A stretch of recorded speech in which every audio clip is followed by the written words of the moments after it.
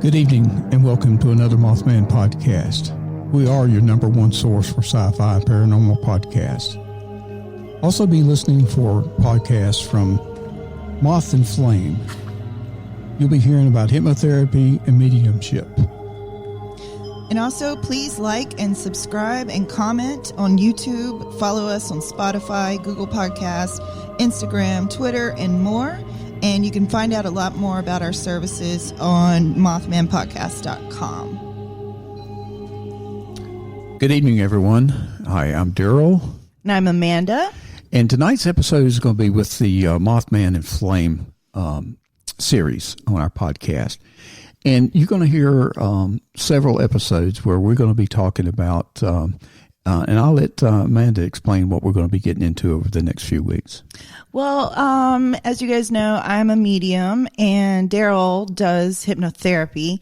So we're going to kind of combine the two and do some discussion of the afterlife and how the paranormal is really an investigation into the afterlife. And we're going to include some hypnotherapy, past life regression at some point. And we're just going to try to dig a little deeper into what happens when we die, because that is the inevitable we're all staring at.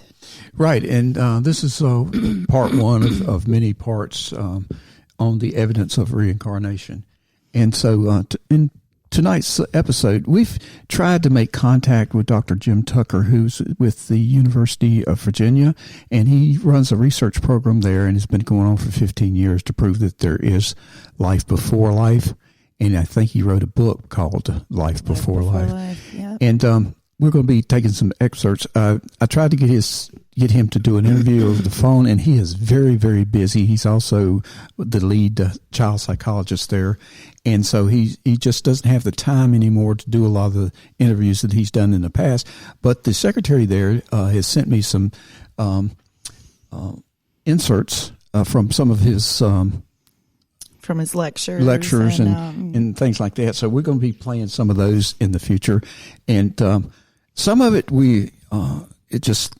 it's going to be scary because it's going to be changing the way that we see life and death. Yeah. And there's a lot of things in there because he talks about 20% of the children that he's interviewed all over the world. And you'll hear this in some of his comments that they talk about the life between the time that they've passed away and their new life. And then you've got 10%, he says, that the gender change. Mm-hmm. So they're in a confusion state. And so that's I found that interesting. Really interesting, right? Especially with all of the, I guess, recognition of gender dysphoria in children now. Like, we recognize it and allow children to express it. And he really thinks that a lot of that comes from possibly a past life of being a different gender. Right. And if you're listening to our podcast, you have already heard the 3-year-old who talks about seeing I put in there a ghost to draw your attention. Yeah. We call them entities. We don't know what the word ghost really means. That's something we created. We try not to interpret it. Right. It's something we created as a United States kind of culture. Mm-hmm. And but they've talked to this entity and described this entity being 3 years old. The child described the same thing that adults had seen in the past. Yeah. And was not aware that there was anything in that house. And so you need to listen to that episode. It's very interesting. But that's just another way of showing, hey, you can't ignore this stuff. Right. And there's a lot of stuff out there. And it's just like you can't ignore it anymore because there's just so much out there that's proven us the way we think about life and death might not be exactly right. Yeah. So that's what we're going to be talking about in the next few weeks, and we hope that we keep your attention and you'll tune in and listen to some of the evidence that we're bringing forward to you. I wanted to tell you about 2 stories that was brought to my attention, and the first one was a lady called in is talking about her uncle, and apparently her uncle, and we'll call him Uncle John, and a good friend of his, which was George, were combat veterans from the Korean War. I think they fought in World War II, Korea, and the early stages of Vietnam. And they were really close buddies. And so after one battle where apparently there was a lot of people that were killed, they had a heart-to-heart discussion about, is there life after death? And John says, no, there's no life after death. It is what it is. You're here on earth and you just die.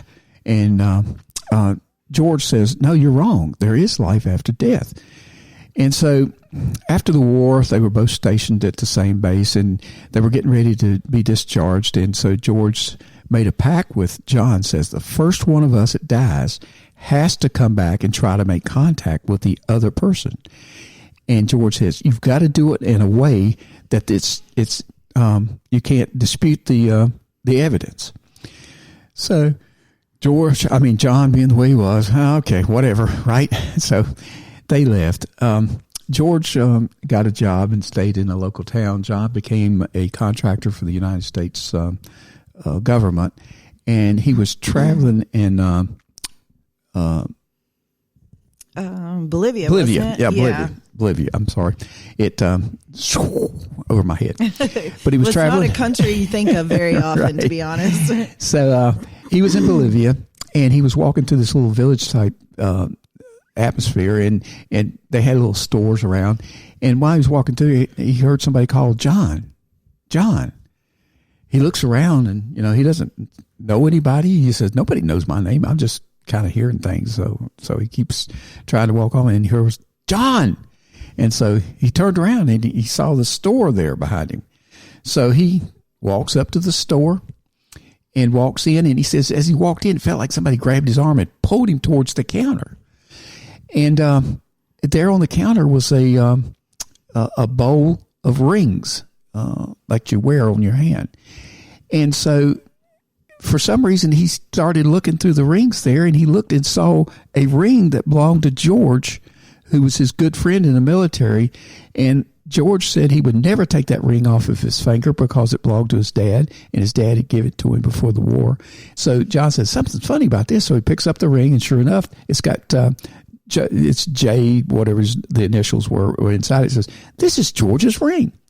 So he purchases a ring, and he says, I don't know how in the world it got here. So he comes back to the United States, and so he writes George's mother a letter and says, I've got George's ring. I need to get up with George. How do I get up with George?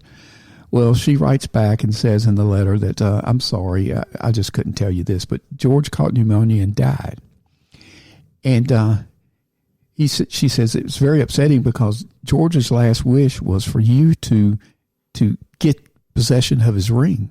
Wow. And so John just, wow, he's got the ring, he's got the letter, and he says, this is evidence that you can't dispute. So, from then on, he was teaching everybody else there is life after death. This is a true story. You've got to believe it. I don't know how this ring got there, but it's in my possession, and George somehow made it happen. And so that was his story. Wow. And it's a sign from the afterlife. Yeah, and he was buried with that ring on his finger because he wanted to take it into the afterlife to give it back to George. Oh, wow. That's sweet. So that was a true story that came to us. Oh, wow. And so that was another reason, when you talk to people, when you go out and talk to people, there's a lot of people that know stories like this. Everybody's got a story. Right. But you've got to pull it out of them. You got to go out there and find it. Honestly, I have yet to meet one single person who does not have a paranormal story. And, everybody does. And they're either afraid to tell it, or they're scared that people are going to go rolling their eyes at them. I even had one guy tell me one time, I was like, well, is anything paranormal ever happening? He was like, no. Well, there was this one time. There you go. If they find somebody that was open-minded enough to listen, which apparently we are, so they brought us this story. Another one I had was a young girl whose father had died, and before he died, she says, Dad, if there's life after death, You've got to prove it to me. You've got to make me believe. And so he says, okay, I'll do something to make you believe it, because I feel like there's life after death. So he passes away. It's been about 2 years. And she's walking past her china cabinet. Her dad used to love that china cabinet. He loved the china that was in it, and he used to come to her house, and he'd always open the door and go in there and said, can we use the good china tonight? You know? And so she was walking past the china cabinet, and the door of the china cabinet came open. I mean, you have to turn a key to unlock it and I've pull seen it those. open. My grandmother okay? had one like that. It just doesn't, the earth doesn't cause it to shake and come open. You have to turn the key and pull the it door. open. Right? Yeah. And one of the dishes in there moved to the left, just rolled a little bit to the left.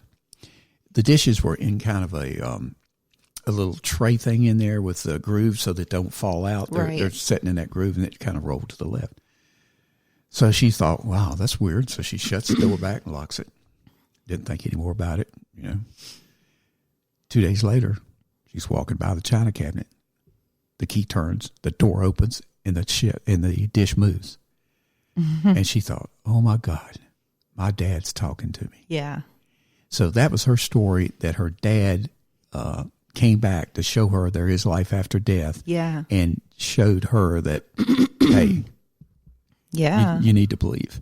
And so she's another one that's been going around and telling everybody, I have proof there's life after death. Oh, wow. So there's a lot of proof out there. There is, yeah. But there's a lot of negative thinkers, so that they don't really think. But you and I have discussed this in the past, but the children are the ones that you know, and I don't know how many times I'm going to say this in our podcast, but they're the ones between the years of birth and about 5 or 6 years old that they're using, you know, the majority of the brain, where you and I don't use the majority. And they haven't been told that doesn't exist. Right, that doesn't You're exist. You're not seeing That's that. right. Yeah. And, you know, I think a lot of these stories that our parents are hearing, or the parents of the children are hearing, the playmates, are really something they're actually seeing. These are not things they're making up. It very well could be. You know? Yeah. And we're in a denial society. We deny if we don't believe. Right. Anything that's not concrete, if we can't knock on it, we don't think it doesn't exist. Right. Yeah. So, you know, I think that there's a lot of that out there right now. In the Eastern culture, you know, India, over Middle East, Vietnam, that sort of atmosphere, they really believe this. And so they're more open to it because they believe that their ancestors come back. Right. They absolutely believe in reincarnation. But we're getting more and more of that here, because even you're going to hear in this little excerpt that I'm going to play from Dr. Tucker's one of his last kind of little interviews he does, lectures and stuff he does over at school. He talks about, you know, they put a website out and they're getting more and more people that are calling in now, because there's one incident he talks about where the mother, she thinks it's against the Bible to even talk about it, much less, but she can't ignore what her child's saying. So before we go any further, you know, it's like I said, I wanted to do the introduction because I really think it's the children that are key that we need to study, and so does the University of Virginia. And you said also another university is... ASU, Arizona State University. They do more on the mediumship side. Right. But they do, they study mediums and psychics to prove or disprove if a person, like if you want to go in and say, I think I'm a medium, they will test you and help you determine if you really are or not. And so they do it more on that end, but they're also researching into the afterlife and things like that. So what we're going to listen to now is Dr. Tucker talking about, he's actually talking about very young children who spontaneously start talking about past lives. This does not involve hypnotic regression. These are young kids who just come out with this material, and they're not talking about being kings or queens, almost never talking about being famous people, but rather they're talking about someone who had an ordinary life, who died fairly recently, usually someone in the same country. And when I say recent, the average interval between the death of the previous person and the birth of the child is only 4.5 years. Some of them describe being deceased family members like a grandparent, and I'm going to tell you about one of those. But others describe being strangers in other locations. And if they give enough details like the name of the location, then people have often gone there and found that, in fact, somebody did live and die whose life matches the statements that the child has made. This is a little girl from India named Kumkum Verma. This is him and a couple of associates with her on a follow-up trip. She was actually a little girl when he met her. And she was from a village, but she began saying that she had lived in the city of Darbhanga, which was a city of a couple 100,000 people that was 25 miles away. And not just that she lived in Darbhanga, but she named the district of the city where she lived, and it was a district of artisans and craftsmen. Her family certainly didn't know anyone from there, but she told a lot of details about the life of a woman who had lived there. Her aunt wrote down some of her statements, and Ian was able to get a copy of her notes of 18 statements, and he got them translated, and they document that she gave the name of her son in that life and the fact that he worked with a hammer, her grandson's name, the name of the town where her father lived, and some personal details like the fact that she had an iron safe at her home, that she had a sword hanging near the cot where she slept, and even that she had a pet snake that she fed milk to. So eventually, her father talked to a friend who had an employee from Darbhanga, and he was able to locate a woman who had died a few years before, whose life matched all the details that I just gave you. We've studied over 2,500 of them from all over the world, and I've listed the places where we have studied the most cases, and those are all places with a belief in reincarnation. But cases have been found wherever anyone has looked for them. They've been found on all the continents except Antarctica. This, unfortunately, is the previous person in this case. This is a young woman in Burma who was born with a congenital heart defect, and then when she was 20, she died during open heart surgery. After she was died, 3 of her classmates volunteered to prepare the body for cremation. They'd heard about bodies being marked, so they took some red lipstick and made marks on the back of her neck. And then a year later, her older sister gave birth to a girl with a birthmark. She had made statements about the previous life. She had, in fact, been asked to be called by the previous person's name. She would call her mom the term for older sister, and other family members, similar kinds of names.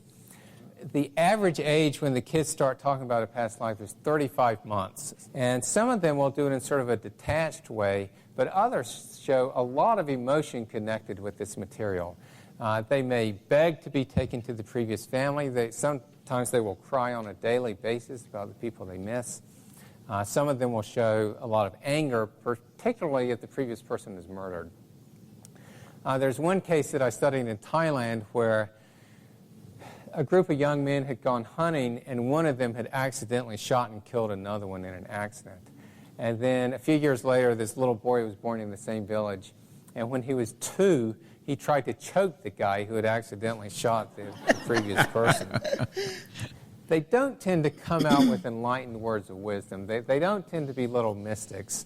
Some of them will make some philosophical statements, but what they do more is focus on events and people from near the end of the previous life. So 3/4 of them will talk about how the previous person died, and they will also talk about the people they knew at the end. So if a child is remembering the life of an adult, they'll be much more likely to talk about a spouse or children rather than talk about parents. So it seems as if the memory has just sort of picked up where it left off at the end of the last life. And then about 20% of the kids, most of them don't, but about 20% will talk about events between lives, between the death of the previous person and their birth. Yeah, that's what I was Some of them about. will talk about hanging around the previous family and observing things. Some will talk about the funeral that the previous person had. There's one little girl in Thailand who made a lot of statements, but one of them, she complained that her ashes had been scattered rather than buried the way that she wanted them to be. And it turned out that she had asked to have her ashes buried under the bow tree of the temple complex where she studied, but when her daughter went to bury them, the root system of the tree was so extensive that she couldn't bury them, so she scattered them instead. And then some of the kids will also talk about going to other realms like heaven, and the American kids may use the words heaven. And then some will talk about either being guided to their next parents or even choosing their next parents. And then some will talk about events occurring during the pregnancy. In the unnatural death cases, over 35% of the children will show an intense fear toward the mode of death of the previous person.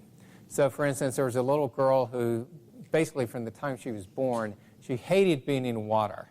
And it would take 3 adults to hold her down to give her a bath. Then when she got older enough to talk, she described the life of a girl in another village who had drowned in an accident. Cross-gender behavior. About 10% of the children will talk about a past life as a member of the opposite sex. And many of those that do will show some gender confusion or gender dysphoria. The case I showed you, the experimental birthmark with the boy with the mark down the back of his neck who was thought to be his grandmother reborn, he said many times how he wanted to be a girl. And he was always dressing up in his mom's clothes and wearing her lipstick and that sort of thing. So we actually published that as a case of gender dysphoria. When we set up our website in 1998, since then we have been hearing from more and more American parents, and we hear from them all the time now. Most of them say that they had no belief in reincarnation before their kids started saying these things, and some of them were quite appalled by the idea of reincarnation. There's one mom I talked to who said she felt like she was committing a sin just to buy a book on reincarnation. But she could not ignore, in that case, she certainly could not ignore the things that her daughter was saying. And the American ones prove that this is not some cultural phenomenon that just takes place in places with a belief in reincarnation, because they take place here in a culture without a general belief and take place in families without a belief in reincarnation. So what do we make of these cases? There you go. What do we make of them? I think with cases like this, to my way of thinking, they are too hard to ignore. And I have to agree with that. There's certainly evidence that consciousness continues on after the physical body dies. But it is worth keeping in mind that these are special cases, and they're special in the sense that intact memories have come through, and they're also special in the sense that the previous person tended to die young or die violently.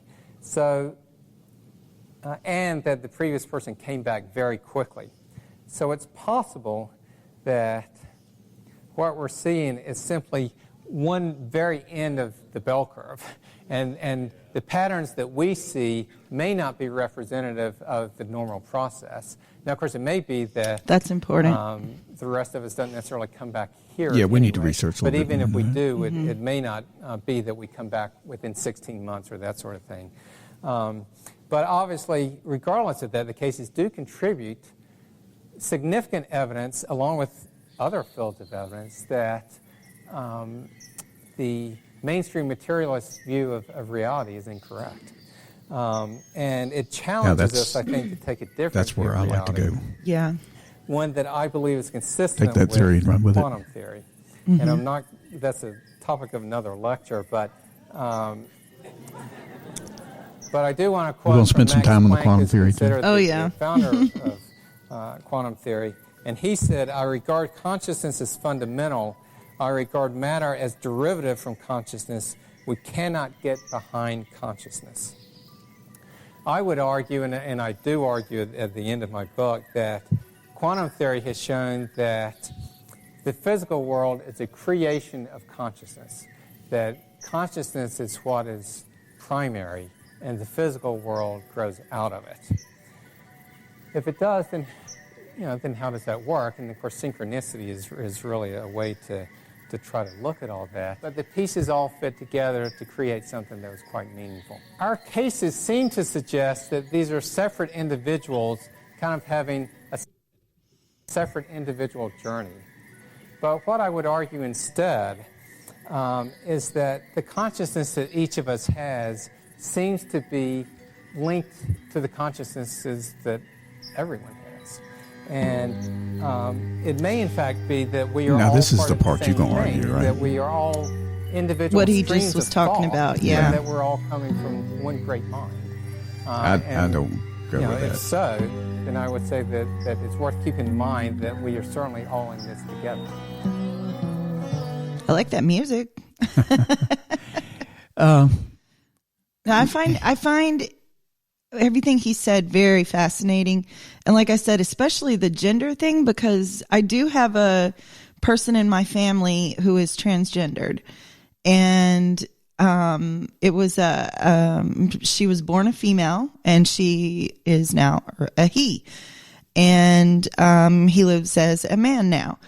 And he expresses that he never, from his earliest memories, he never felt like a girl. He felt like a little boy, as even though his mom was dressing him in these little dresses and fixing his hair, and he would rip his bows out of his hair and insist on wearing pants. And, it became this big contention all through his childhood because he never, ever felt like a girl.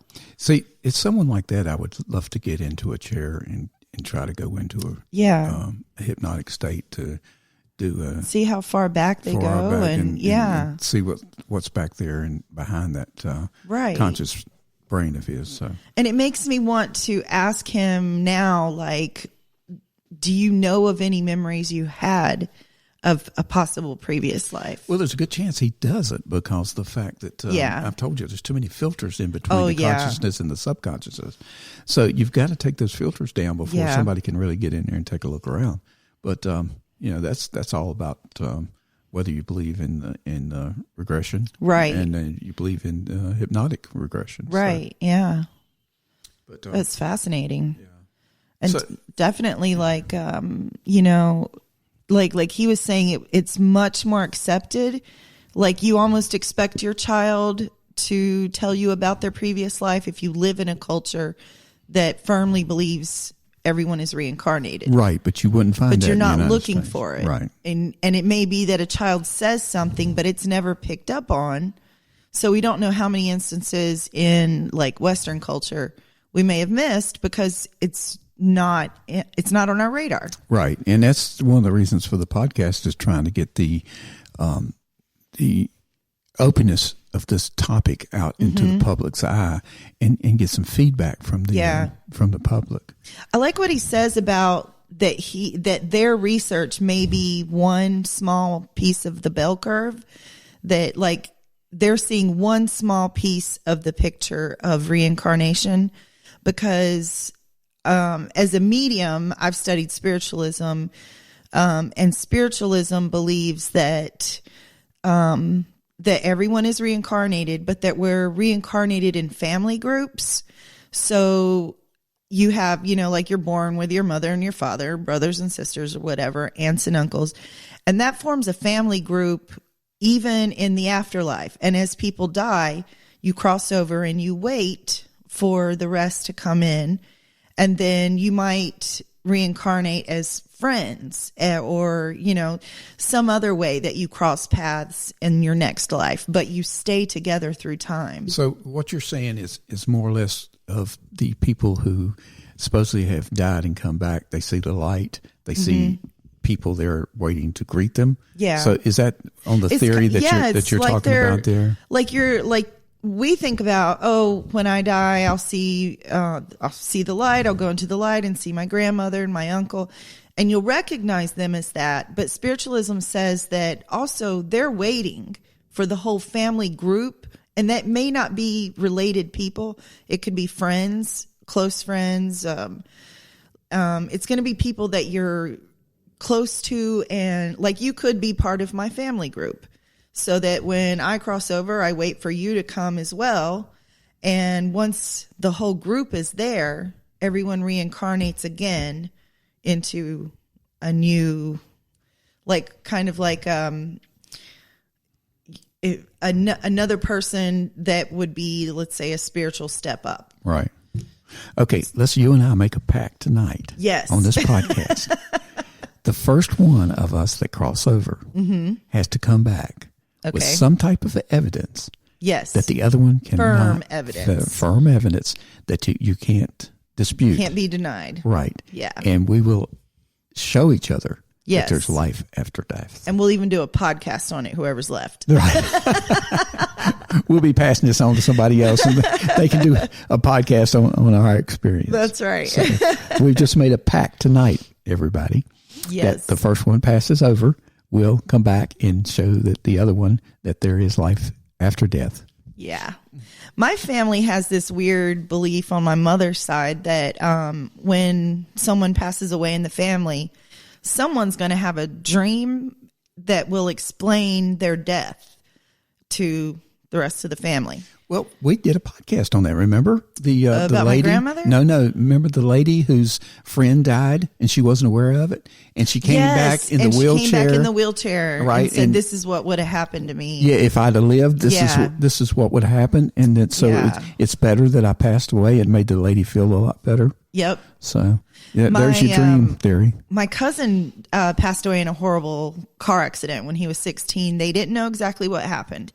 They just knew the car was flipped and he was laying on the side of the road. And I was away visiting the grandmother on the other side, and my parents came to get me, and we went straight to the funeral home. And my other cousin, who was, it was his sister, she was, of course, in tears and just beside herself. And she said, "But I've got to tell you something. Come over here." And she pulled me to the side in the funeral home, and she said, "He came to me in a dream and he told me exactly what happened. He was driving too fast, messed with the radio. The car ran off the road a little bit and he jerked it too hard." The police investigation showed that that's exactly what happened. Wow. So she knew about it before. She knew about it before. Yeah. And he told her, "I'm okay." Or before and the evidence came out. Yeah. And he was just like, "I'm okay now. I don't want you to worry. I'm in a good place." And, Well, I'm 100% positive there's a whole lot more stories out there. And And I'm asking our listeners, please go to our website and it's the contact us section. Yep. Just contact us, send your story to us, or give us a way to get in touch with you. Yep. And we will get in touch with you, and we'll either put you on the air, phone call, or we'll tell you stories like we've told so many other stories over the air. It's always nice to have the individuals telling their own story, but I can understand why they wouldn't. Okay. Right. Yeah. Just because the way things are. Yeah. And you can be anonymous. I mean, we'll absolutely keep people anonymous. It's not a problem. And I want everybody to know that we're not trying to be anti-religious here. Okay. No. We're just not trying to put forth one religion. And right. We're just saying we're open. I plan to go to church tomorrow morning. But what I'm saying my dad is the pastor. Yeah. But what I'm saying is that we have to be open. There's something here. Yeah. And we've got to be open to it. Right. Now, what it is, I don't know. That's what I always say. Like, I know I've talked with the dead. I know that they have given me messages to pass on. I know I've described them to their loved ones, and they've said, yes, that is definitely what they were like. That's what they wore, whatever. But I don't know what that is. Like, what is that? Where am I seeing them? I don't know. Right. I don't know. And I think for me, it's important for me to not interpret it and say, I'm seeing them in heaven, or, well, I don't want to say, I just want to give what I've seen. Right. And that's what we try to do here on Mothman Podcast. We just present you with the facts and let you make your own decisions. But I'm just saying we've been doing a lot of research. Oh, yeah. And we're going to continue to be doing a lot of research. So we hope that you hang in there with us and hear our research, because we're trying to find the answers to this lifelong question. Is there something else out there? And from what I'm seeing now, I'm feeling better every day saying, yeah, there is something else out there. Yeah. I think for me, investigating the paranormal, I don't want to say I've lost all fear of death, because I don't think as a human you lose all fear of death. No, I mean, we enjoy this pleasure you we don't have want to on Earth. leave this Right. life. Yeah, I mean, I enjoy our podcast. I don't want to leave seeing you in the studio. I don't want to leave my family. Right. I want to watch my kids grow up. I want to watch my grandkids grow up. Yeah. These are things that just normal. Yeah. But this body but you're of not ours you're not just as will not afraid. last. Yeah, because there's something else. There's something else, right? It's not like I stop. Right.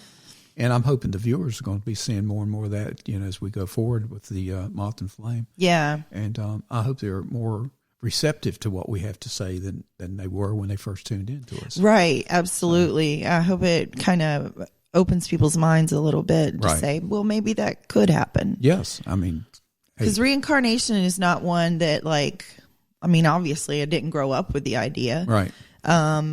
But I think I'm a lot more open to, I don't know exactly what it means, but we have all this evidence. Right. And we have from children. And now we've got universities that are studying this. Exactly. So that gives it some serious legitimacy. Dr. Tucker, he says he does this in a scientific method. Yeah. You can't pour liquid into a bottle and get a reaction from it. Okay. Right. But he does say that they go into it open-minded. Mm-hmm. They go into it with no religious theory. Right. They go into it just collecting the facts and presenting the facts back and trying to find out through child psychology a little bit more. And they're studying this stuff. And it's not like they go talk to 2 or 3 different people. They talk to people. Hundreds. He says they've talked to people in every continent but Antarctica. And I feel like the only reason he hadn't been there is because it's too cold. But according to him, he's already been to the North Pole. So yeah. But we've got Santa Claus up there, right? Yeah, that's right. He's probably talked to some elves, right? So the bottom line is that, we're taking this more seriously. Mm-hmm. And it's just like, in our podcast on the UFOs, the government is starting to talk more and more saying, hey, there's something out there. Right? Yeah. So hopefully that's what's happening here with the reincarnation. But, one little bone I did have to pick with him, and I for the most part, I really like Dr. Tucker. We've discussed him a lot. There's some theories he has that, I love his facts that he presents. Yeah. But some of his conclusions on the quantum theory and stuff like that. And that's where I would tell him, there you go. Don't make those conclusions. You don't need to, and they go too far. And one of the things he said was that consciousness arises, or matter arises from consciousness, and he's got it backwards, because this is it's one of my pet peeve theories that's out there, and it's in the paranormal world, and it's in kind of like the New Age beliefs, and it's a misunderstanding of this experiment that they did back in, I think it was like 1910, where they threw out a particle of light, and it's called a photon. And when they threw it out, it looked like a wave. When they examined it closely, it looked like a particle, like a point. And so they said, well, what is happening? Obviously, when we look at it, something changes. Well, New Age people and paranormal people have taken that to mean that we have influence over matter. And that's not the way it works. Our consciousness arises because we have a body and we have a brain, and we don't understand consciousness. We have no idea what it is, but we know that without a body, you can't have consciousness. So matter comes before consciousness, and he stated it backwards. And he said it based on Max Planck. Well, Max Planck is the father of quantum physics, but he was a little wrong on a lot of things because he didn't have all the facts. And we've come a long way since then, and we know that as Sean Carroll, who is the particle physicist in the world, he's the top rated physicist on the planet right now, he says it is both a particle and a wave. And technically, it's all waves. And we don't influence it. Matter just is what it is, and we observe it. So that's that's just my little pet peeve. I don't know if anybody even understood what I said, but. Well, I agree with you, because if you go back, talking about sound is a wave, right? Yeah. So if a tree falls in the forest, yes, it makes a wave. But if there's no one there to receive that wave, then it doesn't make a sound, because sound is like the reception. The reception of the wave. Okay. If you interpret it that way, right. Yeah. So if the tree falls in the woods, does it make a noise? No, it doesn't make a noise if you don't hear it. Well, what about the birds? They hear it. Well, squirrels hear it. But I'm saying, in our definition, it's not. Yeah, there's not a human consciousness to hear it. Yeah. So it's, and that goes back to the quantum theory too. Yeah. There's a lot of things out there, but if we don't receive it, then. Now I have a really crazy belief that I've not heard anywhere else, and I'm sure other people hold this belief somehow, but you can kind of like think of something, like, let's say, oh man, I really wish I had, a pair of black shoes or whatever. And then you're walking by, and somebody has a free pair of shoes out there and they're exactly what you wanted. And how did that happen to correlate? To me, that's the same thing as prayer. It's kind of like a wish you're putting out there to God or the universe and saying, I really want this person to be healed, or whatever that is. I believe that we are influencing the quantum world somehow, but I have no proof of that. I acknowledge that it's a completely crazy belief with no proof, but that's just kind of how I look at it. Like that's why it's still beneficial to say a prayer or make that intention of, like, I really am going to try to get that job. And then you get that job and it just seems miraculous or something. I think we're influencing the world somehow. Well, you and I both know there's a lot of things out there we can't understand. Yeah. And there's a lot of things out there that's and even Dr. Tucker, in his presentation, he says we're only talking about a little fraction of what's really going on out there. Yeah. So you're right, and I agree with yours, and thank you for bringing that to the surface. And I hope a lot of our listeners that listen in will comment on these things too, and give us some more feedback of what they think. But there's so much out there we don't understand. Yeah, totally. And, it's and things like this is not what most people sit down at nighttime and research and think read about and think about and all this stuff. So we do.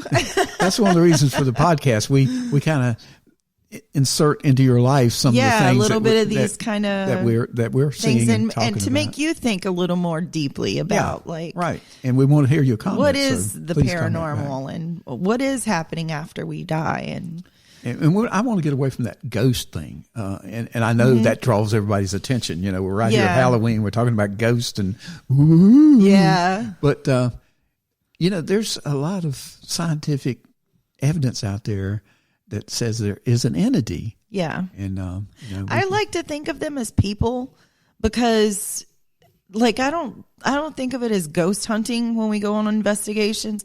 I think of it as going to talk to people that we just can't see. That, and we're talking to energy that is still there. Yeah, definitely. Because I think when I'm talking to you, I'm talking to your energy. I'm not. I know you. I know you're using your body as a conduit to relay this to me through the vocal cords and this thing. Mm-hmm. But it's not way out beyond my belief that we can't communicate from brain to brain. If we used all of our brain and knew how to do that. And they talk about that in science fiction movies, but they also talked about Jules Verne's, who was in a submarine, and that was a scientific. Yeah. That was it's sci-fi and it came true. So there's a lot of stuff out there that, we just have to go with, Yeah.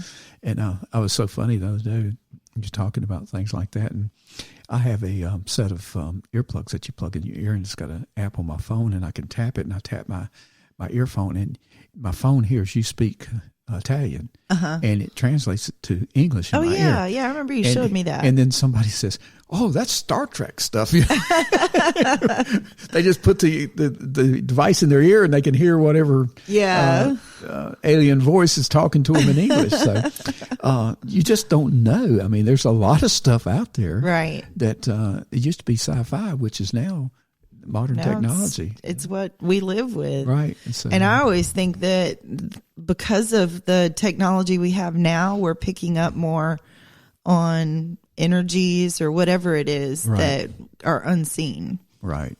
And I found by being more open to this, and let myself just, before I was, it's black and white. Right. It's not black and white. Yeah. But I've been able to, I guess, tune myself in a little bit more to the, as we call it, paranormal. Mm-hmm. So, when I'm looking at people, I've explained to you before, I have to look at somebody like you do that picture on the wall that you're trying to see the dolphins in. It's all blurry, and then you turn your eyes a certain way and you can see the. Yeah, you just kind of relax. But once you see it, you see it. I mean, it's you can't there. Not see it. Right. And it's the same way with seeing like the glow of a person, Yeah. Just looking at a person, you've got a light blue, like an easy is what I'm trying to say. Glow about you tonight because I feel like you're relaxed. Yeah, you're getting into this. You're relaxed and you're not thinking about anything other than what we're talking about now. So it's not we're letting the world go by and not worrying about the CNN and Fox News on the TV. We're in which can change our aura quite quickly. Oh yeah, anymore. So it's just there's so much out there. You've just got to be able to figure out how you can tune yourself into this sort of thing. Yeah, and to just be open to it, you see more. Right. You notice more. I'm just like, for some reason, I'm convinced that our end of the cul-de-sac where we live is there's some paranormal stuff going on. I've seen a few things over the last couple of years. But you've got to realize from what we're seeing and studying right now, from all these places we're going to and all these people we're talking to, this little 3-year-old girl's talking to entities, paranormal is everywhere. Oh, yeah. So it's not where you live.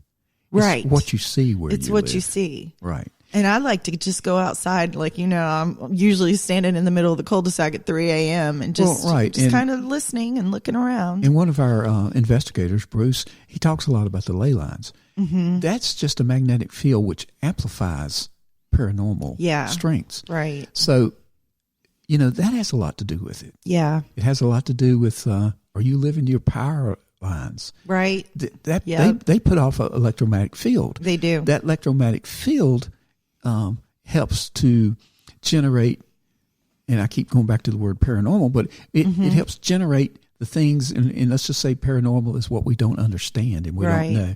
So it's building up to where there's more paranormal activity in that area. But if you look, there's a reason for that. Yeah. So, it's just like building a house over a graveyard. Yeah. You kind of, they came into, I'm selling my house, and so they came in and put a device in here looking for gases and things like that. Right. It's the same thing. The earth opens up and there's so much paranormal activity or unexplained activity in the earth below us.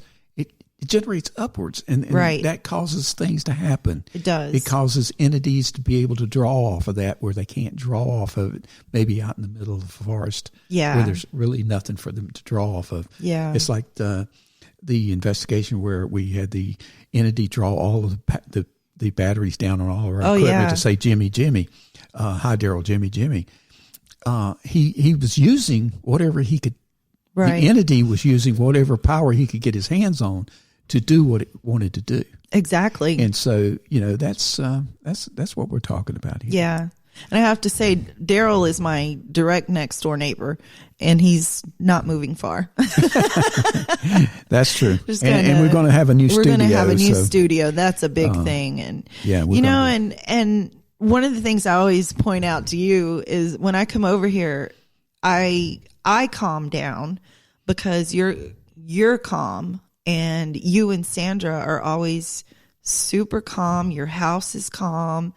But then I go over to my house and there's a lot of frantic energy, just put it mildly. Well, we have to learn to adapt for, where we stay and what we do. And so, that's why I always enjoy coming over here. It's just, you're welcome over to you. It's so calm. Well, I've enjoyed tonight. I've enjoyed this first in our many new Moth and Flame episodes that's coming for you. Yeah. We have a volunteer that's going to let me do a hypnotic regression with her in the near future.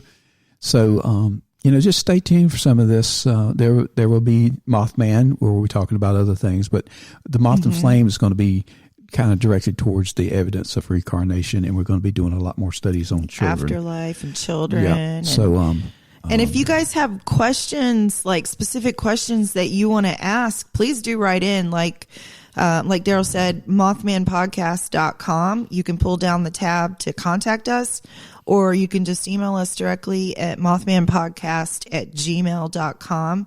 And we get those emails. We check it daily, and send us a question. If you have a question on reincarnation or the afterlife or any hypnotism, or anything like you want us to study for you, we'd be more than glad to look into it. This is going to be kind of an ongoing thing from a medium and a hypnotist, and we're really into the. The paranormal really is kind of Mothman podcast. And this is more of the evidence and the reality that we can find and see, and about reincarnation and the afterlife and what children especially experience. So let us know if you have any stories. We're really looking forward to hearing from you. Please get in touch with us. Yeah. Thank you now, and good night.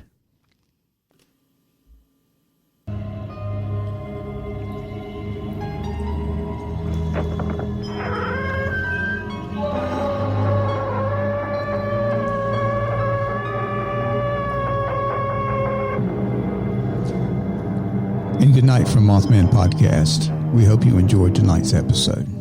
And don't forget, like, subscribe, and comment on YouTube. Follow us on Spotify, Google Podcasts, Instagram, Twitter, and more. And take a look at our website, mothmanpodcast.com, to find out more about our services.